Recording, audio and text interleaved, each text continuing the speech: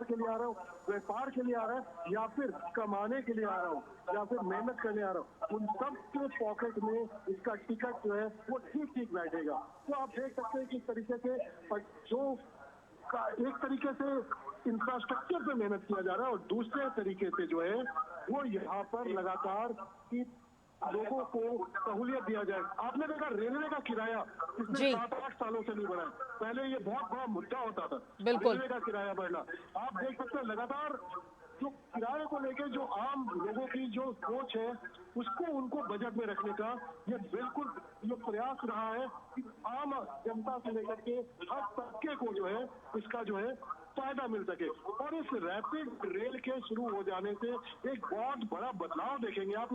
ये क्षेत्र वैसे पहले से भी काफी विकसित है, लेकिन आप सब ये पश्चिमी उत्तर प्रदेश से और कनेक्ट होगा। यहाँ पर जो पश्चिमी उत्तर प्रदेश को जो फायदा है वो और मिलेगा और उसका बहुत बड़ा असर दिल्ली पे भी आएगा।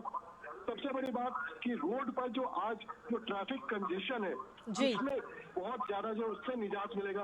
एक बहुत बड़ा असर पड़ेगा पॉल्यूशन पर। जो पॉल्यूशन आप देखते थे दिल्ली में पहले लाखों की संख्या में ट्रक आता था, प्रतिदिन जो है 65,000 से ज्यादा जो बड़े ट्रक है वो एंट्री करते थे। इसको लेकर के 2 पेरिफेरल बनाया गया, वेस्टर्न और ईस्टर्न पेरिफेरल का निर्माण किया गया कि बाहर से आने वाले ट्रक जो है वो दिल्ली के बाहर ही चले जाए। अब उसके बाद जो है आपने देखा दिल्ली मेरठ एक्सप्रेसवे का निर्माण किया गया। रैपिड रेल, अब रैपिड रेल आ गया है, यानी कि अब और जो लोग हैं जो अपने पर्सनल वाहनों से आते हैं वो अब जो है वो डायरेक्ट अब रैपिड रेल का उपयोग कर सकेंगे। तो पॉल्यूशन से भी एक बहुत बड़ा निजात मिलेगा। इसके अलावा भी दिल्ली में पॉल्यूशन, एनसीआर में पॉल्यूशन को कम करने के लिए बिल्कुल सरकार लगातार प्रतिबद्ध है। और अब प्रधानमंत्री जो है वो यहाँ पहुंच चुके हैं।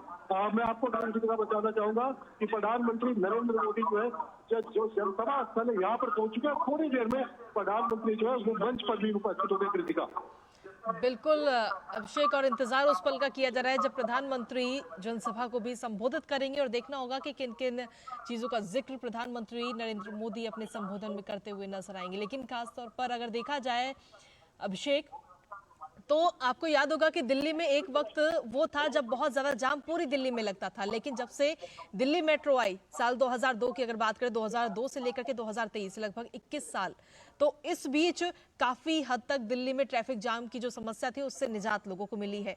और तो उसी की तरह से अगर देखा जाए तो आगे आने वाले समय में दिल्ली मेट्रो की तरह ही ये रेल भी अपनी भूमिका निभाती हुई नजर आएगी, लेकिन उससे ज्यादा सुविधाएं इस रेल में नजर आ रही हैं। अभिषेक बिल्कुल दिल्ली में ट्रैफिक फ्लो के कंट्रोल के लिए केंद्र सरकार ने बड़े बड़े कदम उठाए।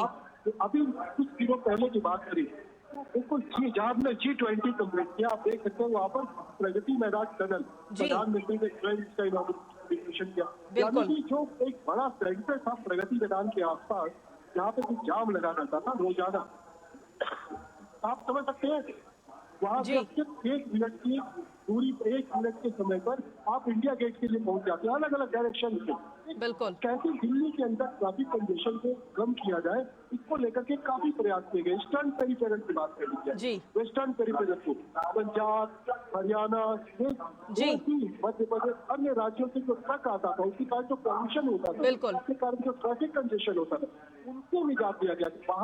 बाहर के राज्यों में जाने वाले जो ट्रक है वो अब दिल्ली आने की जरूरत नहीं पड़ेगी, वो आउटर रिंग रोड की तरह यूज कर रहे हैं। अभी रोड ट्रांसपोर्ट मंत्रालय जो है UDF-1 और UDR-2 2 बना रहा है, यानी कि द्वारका तक जो है अब आपको इलेक्ट्रिसिटी बस, हाईवे पे हमने अभी तक जो है गाड़ियों को फर्राटा बन गए। बिल्कुल अब इलेक्ट्रिसिटी बस भी आप देखेंगे, क्योंकि किस तरीके से आपने ट्राम देखा है, ट्राम चलता है, ऊपर वायर होता है और उसी तरीके से बिल्कुल आपको यहाँ पर इलेक्ट्रिसिटी बस दौड़ेगी और आप समझ सकते हैं इसकी स्पीड भी कम नहीं होगी, 50 से 100 जी। फिलहाल यहाँ पर जितना बताना चाहूंगा कि प्रधानमंत्री ने सभा स्थल में पहुंचते हैं बड़ी संख्या में जो है तमाम गाजियाबाद की बात करें, हम मेरठ की बात करें, बुहाई की बात करें, गोविंदनगर, विराटनगर, तमाम आसपास की तमाम लाखों की संख्या में यहाँ पे लोग पहुंचे और वो यहाँ पर प्रधानमंत्री का अभिनंदन करने के लिए यहाँ पर जो है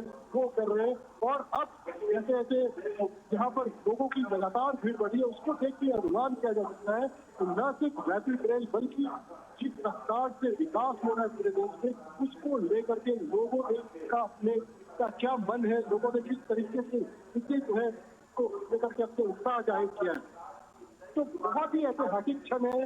रिश्ता मैं आपको बताता हूँ कि यहाँ पे किस तरीके से भीड़ का खून देखा जा सकता है, किस तरीके से उनके मनोभाव जी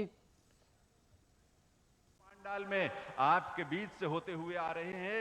ये गौरव भरा क्षण है हम सबके लिए देवी सज्जनों। 2014 वर्ष हमारे लिए इस देश के इतिहास के लिए बहुत ही सुनहरे अक्षरों में इसलिए लिखा जाएगा जब पहली बार माननीय प्रधानमंत्री महोदय ने इस देश की बागडोर प्रधानमंत्री के रूप में संभाली। सबका साथ का उन्होंने संकल्प लिया, सबके विकास का संकल्प लिया और सबके साथ और सबके विकास के साथ साथ आगे बढ़ते हुए सबके विश्वास और सबके प्रयासों के